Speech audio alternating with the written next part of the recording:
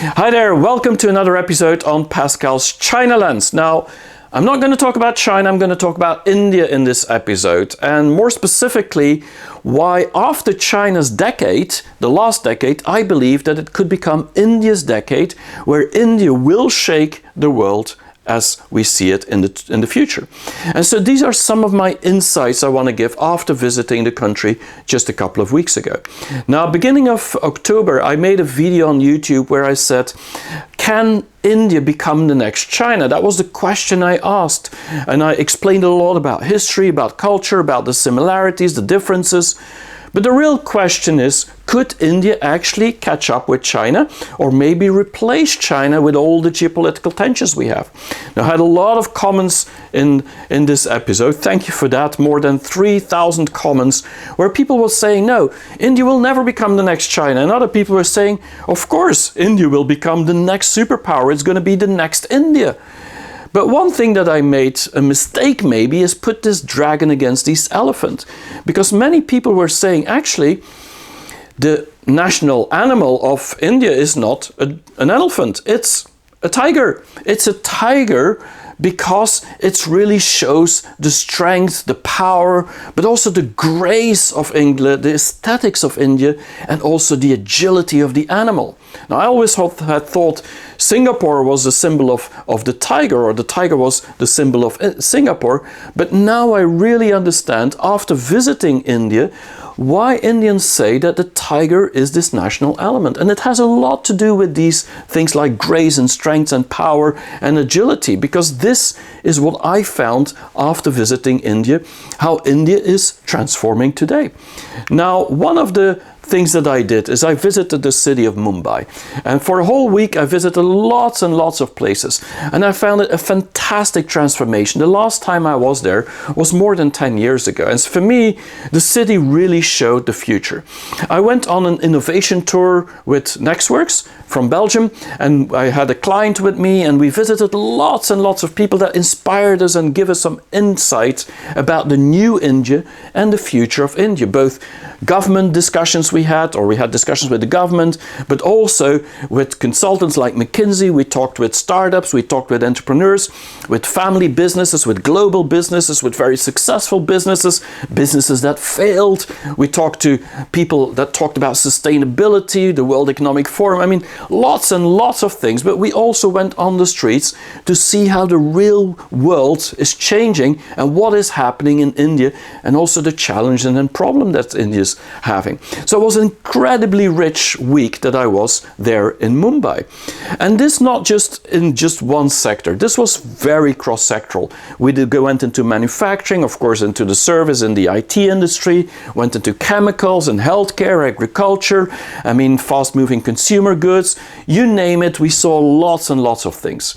So I'm not saying I have a complete view, but definitely my view changed from the view I had before on India.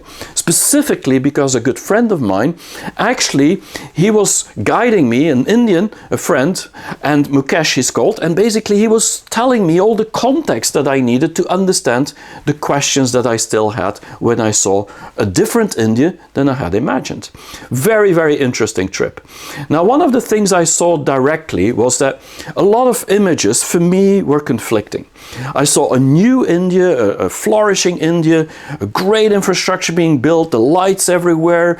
I also saw very efficient India in certain aspects, but at the same time, I saw a very inefficient transportation and inefficient way of supply chain. I saw the beauty of India, but I also saw the poverty of India. And so for me, it was really hard after this week in Mumbai to figure out, is India now 10 years, 20 years, 30 years, 40 years behind China? I mean, how do I compare all this? And so suddenly, after a few days, it started daunting to me that it was actually not that complicated. And so I separated it in 4 different parts in my mind. And it helps me to understand the country and the transformation.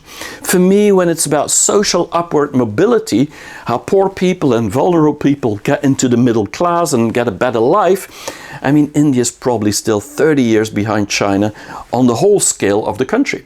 But when I've looked at the infrastructure and how things were going really fast and subways were built and bridges and roads, and I could feel that same transformation of a city like Shanghai 20 years ago, which now, of course, is a mega city and one of the most beautiful skylines in the East. Now, if I looked at entrepreneurs and I talked to business people and I talked to people in family businesses, then I felt like, well, India's not that far behind China, specifically if it's about their ambition and their purpose to actually change the world and get a great successful business. For me, it was like 10 years ago, it made me remember of a city like Shenzhen, where companies like Huawei, DJI, or companies like Tencent really wanted to take on the world. But then people were telling me about the digital transformation of India. And for me, there I started seeing they're not far behind China, if at all. When I looked at the 5G and the implementation, I looked at the universal ID cards, I looked at how everything was digitized, I looked at everything related to the transformation of manufacturing in Industry 4.0 and so on. I mean, I saw a real new India, but what I did see was that India, in many cases, was already ahead of Europe, where I live in Belgium, for example. And so we can get inspired a lot. Now, putting this in these 4 quadrants actually made it easier for me to see how India is catching up to the transformation that I've seen in China. But for the past 10 years, and from 2008, the financial crisis, until 2018, many people in India were talking about this period being a period that was the lost decade of India. I mean, there was a lot of growth, but it seemed to be growth without a strategy. And we didn't really feel, or Indians didn't really feel, where the direction was going. That, of course, has changed a lot with the new government of Modi, which is a more conservative, nationalistic Hindu government that is clearly sending a path or giving the path and guidance towards a certain transformation. But it has been a little bit lost. At the same time, a company like McKinsey was telling us that India will be the biggest talent pool in the world. By 2047, actually 20% of all the Indians, of all the people that work globally, will be Indian. And so this is 1 out of 5 workers globally will be an Indian. So of course this country is going to transform the world, because talent is what we need most. And so I was very excited to see how people were actually talking about this lost decade, but maybe the prosperous and future decade that is coming now. And so I've separated this in my mind in 3 big parts, which I think, with my China lens, how I see the transformation of India. First one is a top-down one. This is about the sky being the limit and how basically the country is transforming as a whole. There's a few topics that really interested me. One was the diversity of India, very different from a country like China or South Korea or Japan that are more monocultures. This is a very fragmented and very diverse country. I mean, I was really surprised, and diversity can be a plus, it can also be a challenge in certain cases. But I feel that the past decade it's been more a challenge, and now they start seeing, or India starts using this as a real benefit for its future. What it means is that there's 28 different regions, so different regions in India. And by the way, I made a mistake in my last video, which I apologize for, by not putting Jammu and Kashmir as an additional region into the map of India. This is a mistake you cannot make. I have been told many times on YouTube now. I can't change the previous video, but I've done it here. And for me, it also shows the nationalism, or at least the patriotism of Indians. Because for them, many people say this is really important. You have to get the map of India right. Now, Chinese say the same thing. You have to get the map of China right, like Taiwan and the 9 dot lines. If you don't put it there, well, you're not really representing or saying how China looks in reality.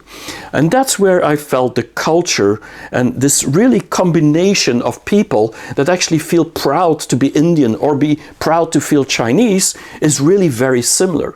I mean, if you put the map of America, United States, and you forget Hawaii, I think nobody will care or even notice. Same in Europe. If there's a small country that you forget, nobody will notice. Even Europeans won't. But if you do that with India, you do it with China, very different story. But I think, and this is what I felt, is that this diversity is really becoming a benefit for the country. I mean, there's like 28 regions, there's like 21 languages, and my friend Mukesh, he speaks 6 languages fluently in Indian language, so I was really surprised how they even get along with all these languages, but somehow it works. And then there's of course all the bigger regions, and so there's a lot of fragmentation. In the north, there's younger people, there's lots more poverty in the north. In the south, it's more richer, but at the same time, there are older people, maybe transforming a little bit slower. And so this diversity, in my view, now India is using as a plus, as a benefit to attract investment, but to also diversify on certain investment that they do within the country. Now, the second thing for me that was really amazing to see was the transformation of consumers in India. And I've seen the same in China, specifically when we think about digital transformation. We visited a company called ShareChat, which is the TikTok of India, and they really explained us, again, when it comes to diversity, how many different languages they have on this Indian TikTok, you could call it. I mean, in China, TikTok is just in one language, but in India, it's like multiple languages and multiple different regions with different cultures. And so this shows the variety of these consumers, but all of them seem to want to go into a digital future, into a future that they actually want to be part of. I've seen the same in China happening. And for me, this is really about building a new middle class, the biggest middle class in the world, together with China, which is really transforming and setting the standard for the future of consumption. And so this, of course, is huge opportunity for any business wanting to go into India. So that's why I believe, if you look at the diversity, you look at this consumption market at huge scale, India's decade is now to come. Specifically, if you look at the past, it was already growing faster than many emerging countries, definitely faster than many Asian Pacific countries as well. But specifically looking at the next 10 years, I mean, India is growing at more than 8% and will sustain probably growing higher than 6% over the next 10 years. In purchasing power parity, where it's about how much money you have to spend and have the same quality of life, India is already starting to become bigger than the United States. By 2030, it will be 50% richer in PPP terms. China is already double as rich. Now, in GDP per capita, it's still very different than the US. But it's about the quality of life. And that has to do with the middle class. And I think what we're misunderstanding about India and China is that 50% of all the middle class in the world will come from those two countries. That means that 50% probably of all the consumers in the world are only in India and China together. And so if we don't see that, and then you add Indonesia, you add a few other countries in Asia, that almost 2/3 of the whole world's consumers of tomorrow will be in this region. I mean, India, China, and other countries have a huge potential. Now, I think what really surprised me was this digital future that India is embracing. And I didn't expect it so far. I knew that India was the capital of software for many developments in the world, but still, it's more about the adaptability, that people really adopt and embrace the digital future even before the pandemic did. And of course, due to the pandemic, the whole world did it, and India as well. It has to do with just being part of this whole social media aspect. And this is really very exciting to see in India, how this social media is so crazy and really is creating a new consumer and a new transformation, a new transparency, a new openness, a new sharing, new collaboration, which wasn't the case before. You see the government implementing universal identity to make sure that everybody gets included into that digital future. You see 5G that's helping with the communication of cities to make them smarter and smarter. But you also see that India is now leveraging its expertise in software to make manufacturing much more efficient. Talk about Industry 4.0, robotics. It's all about software programming. And this is where India definitely wants to lead. Now, Compared to China, maybe it's not there yet, but it's the mindset to want to go and actually going into that direction that I really found very attractive when I've looked at the country. But what really surprised me, and this in a positive way, is how India looks at their future in a very sustainable way. And I didn't expect that because, I mean, China, when they grew so fast, just like India is growing fast now, it was all about manufacturing and, of course, growth, which means that there was pollution and that wasn't very good for the planet. But with India, you feel that they're at a stage where they understand that this has to be part of their future. And it's not as much as in China, where the government is really directing that sustainable future, and then everybody seems to understand they have to follow these new regulations, and the government has a clear guideline. No, in India, it's more that the business people, the entrepreneurs, the people that are creating value often into the country, understand that they have to build this for a sustainable future. Of course, it's also to do with the fact that with the floods and all the other climate change problems that India has had, this is really an urgency. It's not a nice to have thing anymore, same as in China. So people feel that they need to contribute. But this, in my view, is culturally much deeper than in China. What it means is that actually most people feel that contributing to community, contributing to actually society, giving back, is something part of this Indian culture. I mean, this is what Xi Jinping is calling the common prosperity. But again, this is government driven. While in China, it feels to be from the middle class and the middle end driven, where people are transforming the country. And they're debating a lot on how to make that future more sustainable. This was a very positive note on me visiting India. And I didn't expect it. Now, the second thing has to do with the bottom up. And I'm very interested in the bottom up always, because this is where you could really see how actually China and India are transforming society, not just by guidance from the government, but actually because people want to transform themselves. They want to get a better life. They want to have a better quality of life. And this is climbing that ladder to go one step to the other to actually make things better. And I have been really surprised when it comes to India. One of the things I knew for a long time is that India has a lot of family businesses. But I didn't understand until I visited and got all that information about the strong bond and relationship that these families have. I mean, you have that in China as well with Confucianistic culture, but in India it all has to do somehow with belonging together and then making the pie bigger instead of just trying to cut the pie and get as big part of the pie itself. What it means, and this is a similarity with China, is that it's more important to make others richer, to actually help others, to leverage others, to do good for society, because that will come back to you. So somehow the success of Indian business people, specifically in family businesses, seem to be part of the success that they can create for the people around them. If people around them are successful, they become successful as well. And so this is a little bit different from what we see in Silicon Valley, where it's all about Elon Musk and Jeff Bezos and people that want to stand out. In India, they don't want to stand out as much. They stand out by having other people around them stand out. This was very, very amazing and surprising to see for me, but I really liked that aspect of India.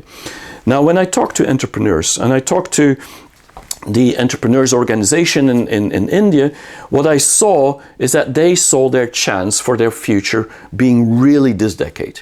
I mean, India already has 107 unicorns, a company being worth $1 billion, but still private. And if you think about it, I mean, this is really done in just a couple of years' time. Over the past 10 years before the pandemic, actually India had about 35, 37 unicorns. They had the same amount in just the year 2021. And in 2022, they're also adding. So it looks like by 2025, there might be as much as 150 to 250 unicorns being built just from India.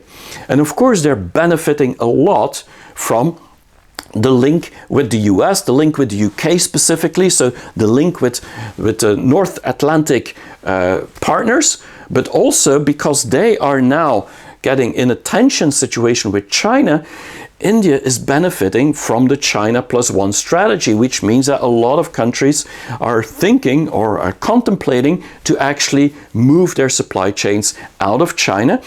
It's not easy because you need this whole supply chains, you need the infrastructure. You can't just move the manufacturing out of China that easily. But the reality is that India is becoming a great choice. Vietnam, India, and other places. And because their link with the world, the Indian link with the Western world, has been very good, specifically because of English that they speak quite well.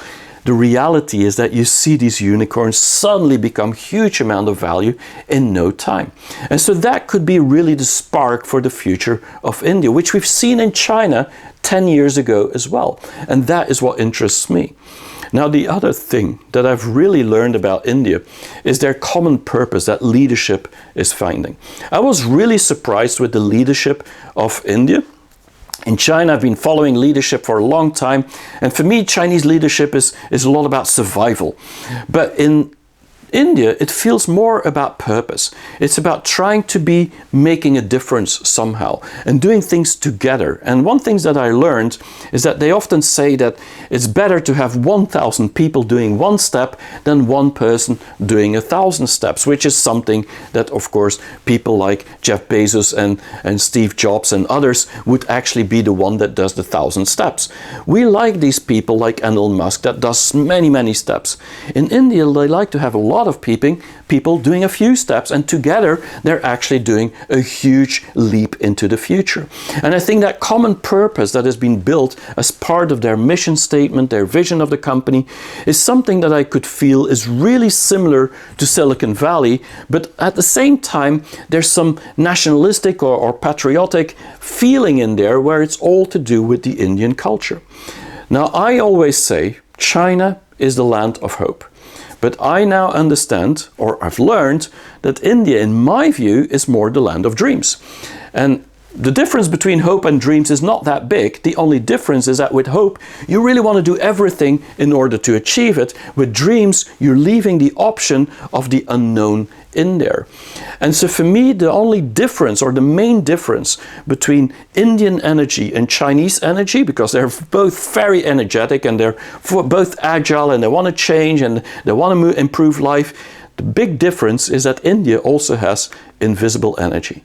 And that is something you don't see in China as much. What it means is that there's this third eye aspect. The belief in a bigger dream, the belief in something unknown, the belief in maybe fate, in destiny, in luck maybe. Chinese, they just keep working because they don't know if luck will come, so they make their luck themselves. But Indians, they seem to rely on that unknown future. And they seem to feel and accept the fact that they don't have everything in their own hands and that the future will tell if they will be successful. And this is why that common purpose is so important, because that is kind of the ecosystem where I felt many Indians believe that this will actually create the luck for them if they create the luck for many other people. So the third part for me is how India is really surfing the waves. Because, I mean, we have to be honest. I mean, India has huge amount of headwinds, huge amount of challenges and problems. At the same time, there's a lot of tailwinds which help it to go into the future, both top down and bottom up. So what they have to do is surf these waves. And I think they're surfing a different ocean than we are in the West, or that Chinese are. In the West, we often talk about blue oceans. And blue oceans is basically a market where there's a lot of uniqueness that you want to create. What it means is that companies want to be the number one into a certain market to create a market. Think about Airbnb, think about Uber, think about Amazon. They want to be the first in a certain category, and then basically they own the category, and everybody who follows in that blue ocean is like years behind. In pharmaceuticals, it's 20 years behind because of patents. And so you remain the leader and you have created something new, a new market as unique. This is why we call it in Silicon Valley unicorns. This is about uniqueness. This is typically a Western way of thinking. And Indians have that as well, because you have to dream big to create that blue ocean. You have to actually believe in the future and believe to keep going that somehow it will create something unique. And this is about creation. Well, in China, what you see is a lot more red oceans. It's a lot of red oceans, meaning markets that are existing. It's markets with a lot of consumers, a lot of clients, a lot of opportunity, a lot of money, what you need to do to survive in that red ocean is actually to compete with everybody and try to survive and be very agile, because it constantly changes, and this is the environment of competition, which is typical for China.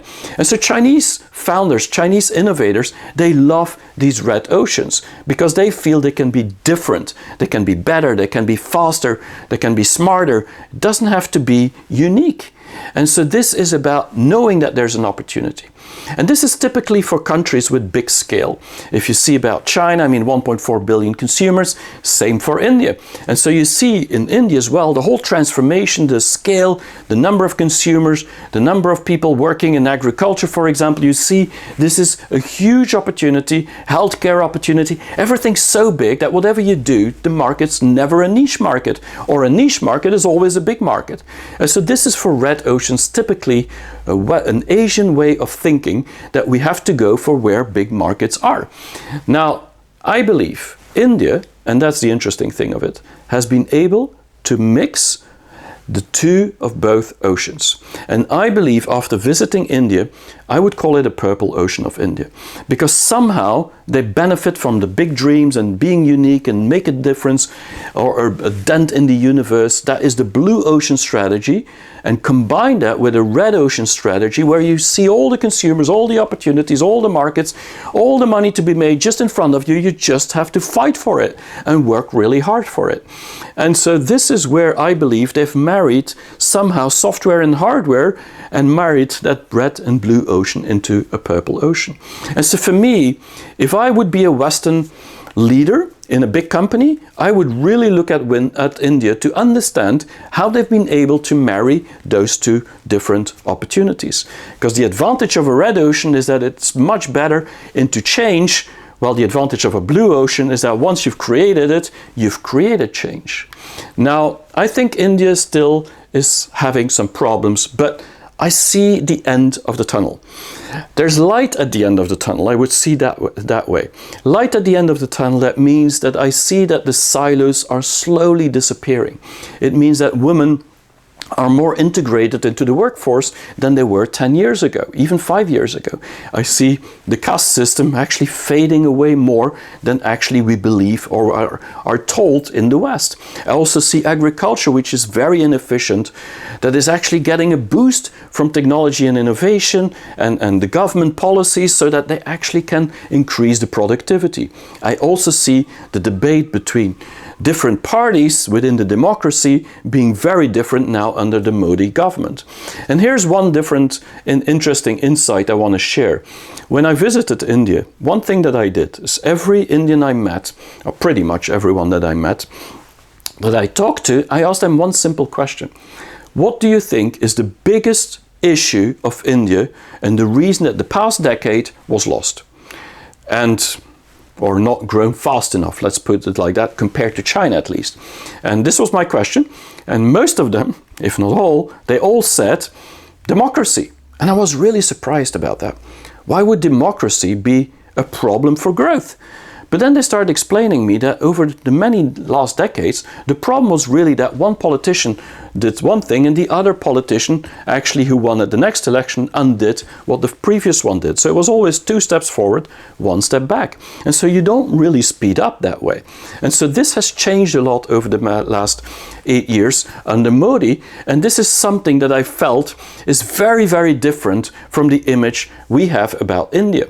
And so there's a lot of competition internally, a lot of localization and fragmentation of the government, which isn't always been beneficial for the growth and the opportunity of India. That era seems to be ending now, and that is very promising and interesting to look at.